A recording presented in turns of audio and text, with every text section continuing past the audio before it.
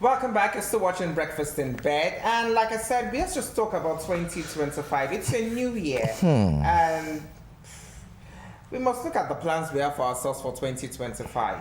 Let's just share some ideas. It's not an expert talking or experts talking. It's just a way of sharing ideas. Doing things in your own way.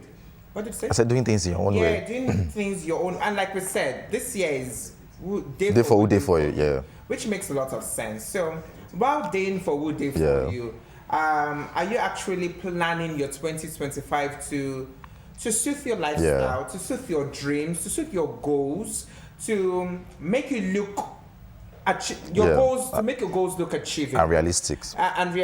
Yeah. So many bills are coming in 2025. Because in 2025, January, for instance, people are going to pay. They should have even started paying, or they'll pay school fees. People will pay house rent. But I'm getting messages from landlords. Landlords pay house rent. Some people will have to renew their vehicle papers.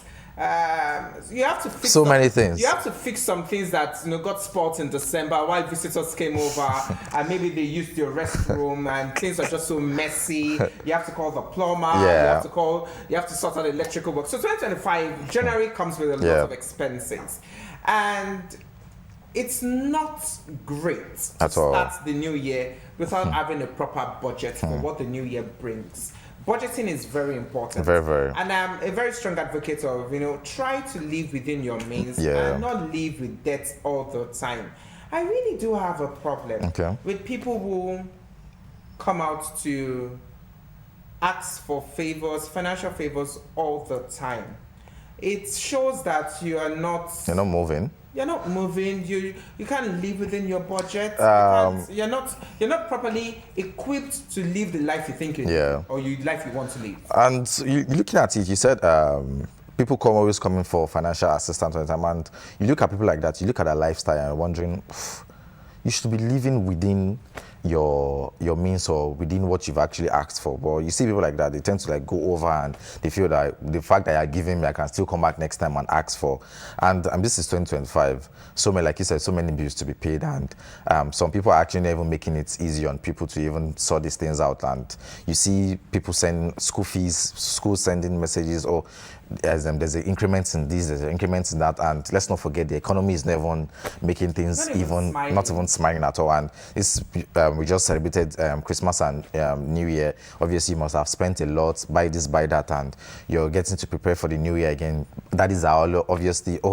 I'm going to pay this, I'm going to pay that. Mommies too, the little they can support with are really wondering, where do I start from? Where do I do this? And to some extent, we just need to plead with people who obviously are,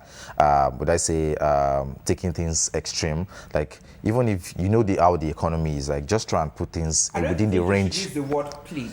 Yeah. For them, if they decide to keep on doing extras, then I think they should face the consequences and not try to burden people with responsibilities. If you feel that, you earn 10, 15K, which shouldn't be. You earn 10, 15K, and then you feel that you want to start spending about 30. This is an example. You want to take your child to a school where they have to pay 50, 60, 70,000. And then you feel you have a family member, that can help. You feel you have a friend, or you feel you have a colleague, you can always walk up to and say, to deal. I think I wouldn't plead. I'll just tell them, don't burden people. Face the consequences. I believe when people take actions, there are consequences. Living within your means. You should face the consequences. So it's not about pleading. I think when people let people realize that I also have my responsibilities. I can't always come through for you. People will sit up. Even looking at this year, I saw a story, like house rent is even, let's not even go there. And you see landlords sending text messages, we have increased this, we've increased that. Let's just take it easy on people. I'm not saying, obviously, it is... take it easy on people? Landlords should take it easy on people. They should be considerate. Obviously, it is your property, but to some extent, you have human feelings now. You have human. Oh no! This is the new year. I'm not going to take it. This is the new year. Okay. You have human feelings. I understand that. But if I'm not saying they shouldn't pay. I'm not saying they shouldn't pay. If a landlord. Would increase the rent. Landlord or landlady would give 6 months notice. If you know you can't afford that in the next 6 months, please vacate, leave the house. You won't tell a landlord and a landlady. You won't tell a landlord and a landlady not to increase the rent because the person built the house for the person to enjoy him or herself when the person needs money. Let me dictate. I'm not saying you're dictating. Dictate and tell me that I should increase my rent. If you have so uncomfortable, I'm coming from go to the government house, rent it. I'm coming. See, a discount. I'm coming from a place of like sending messages unaware, like, oh, this is a new year, you have to. That's what I'm coming from. I'm not saying obviously. This is a new year. You have to a soft reminder. No, obviously, like you said, it has to be like 6 months before. Like obviously, be an increase. Yes, but the landlord will not just increase suddenly. Obviously, we've said like a story trended recently where landlord just texted her and saying, "Oh, you're going to pay so and so amount this year," and there was no reminder from maybe months back. And obviously, because it's a new year, you just feel you can just send it. That's what I'm saying. They should be considered. And we've seen landlords we've seen people that. You've not renovated anything in this house, but every year you keep asking for increment, but that's not done. When you say renovate something like that, do you mean outside or inside the flat? Both outside and inside. I should come inside your flat to renovate your flat for you, please. But see, listen, we've seen landlords that obviously they'll tell you before you do anything in your house, let me know. I should. Some even go as far as saying, "Oh, I will do it." And most of these people, they collect money and still nothing is being done. Okay, now I really want us to be on the same page. Now, before you do anything in your apartment, you should obviously tell your landlord. Obviously, you have to. You're going to break this, you're going to fix this, tell your landlord. But you won't tell your landlord to come into your flat to help you renovate your flat. No, you're staying in that flat. Yeah. Now, for instance, even if your landlord does it for you and, build something, and you don't like it, you're going to remove it. Yeah. So if it's inside your flat, sort it out yourself. But outside, yes. But I just feel they should be considerate. Like even if you're going to do any increment or whatever, and same thing goes with schools too. So why are you not telling the government to be considerate to the landlords and landladies? I don't understand. I need to eat. I need to go to, no. Let's look at it. I'm a senior citizen. I'm retired. Yeah. You don't pay me good pension, and I need to eat. And this is what I've built over the years, and this is where I feel that I'm going to get my income from. And you're telling me to be. I don't. Like I'm not saying you shouldn't take out your whatever but at least do it in the right way.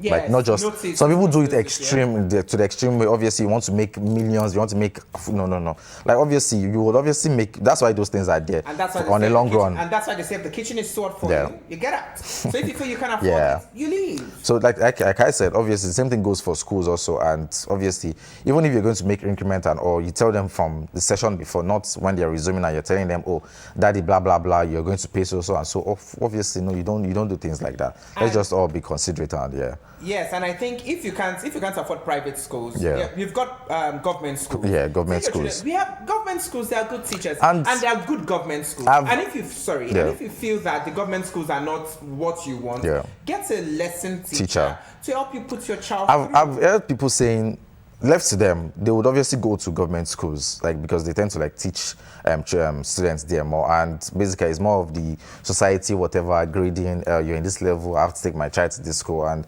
like at the end of the day, let's just do what works for everybody.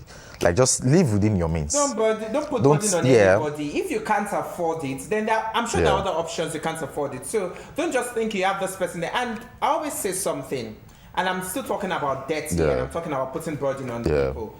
I feel if you really need to ask for favors, I think you should sort out you should ask your immediate family before coming out. To me, it sends a different notion to me when you ask people outside your family. Because to me, I think I use that rejected in your family for you to come outside to ask. Because I feel, well, that's why it's called family. Ask within your family before stepping out to ask some people outside.